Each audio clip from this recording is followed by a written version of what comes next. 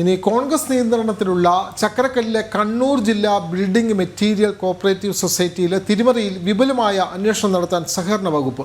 ക്രമക്കേടിന്റെ വ്യാപ്തി മനസ്സിലാക്കാൻ വകുപ്പിന്റെ നേതൃത്വത്തിൽ ഗ്രൂപ്പ് ഓഡിറ്റിംഗ് നടക്കുന്നു. അതേസമയം കോൺഗ്രസ് നേതാവ് പ്രസിഡന്റായ സൊസൈറ്റിയിലെ തട്ടിപ്പ് പാർട്ടിക്കും വലിയ തലവേദനയായിട്ടുണ്ട്. വിവരങ്ങളുമായി മിഥുൻ പിള്ള ചേരുന്നു. മിഥുൻ, കൂടുതൽ വിവരങ്ങൾ.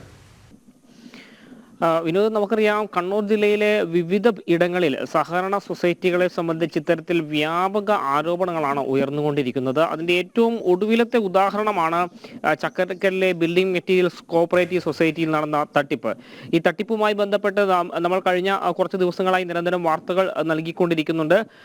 ഇപ്പോൾ ഇതാ സഹകരണ വകുപ്പ് ഈ ഒരു വിഷയവുമായി ബന്ധപ്പെട്ട് അന്വേഷണം നടത്താനാണ് തീരുമാനിച്ചിരിക്കുന്നത്.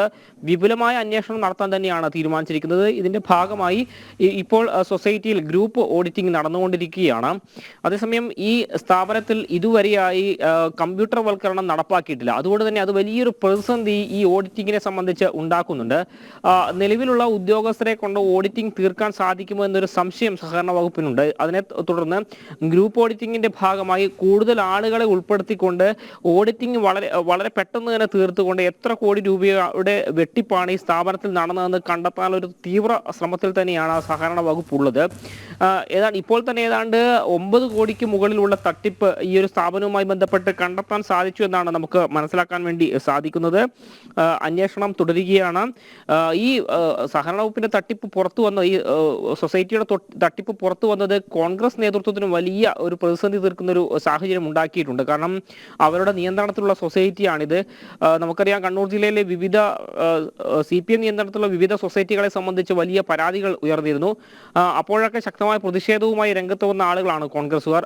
അവരുടെ സൊസൈറ്റിക്കെതിരെയാണ് ഇപ്പോൾ ഈ ഒരു ആരോപണം ഉയർന്നു വന്നിരിക്കുന്നത്.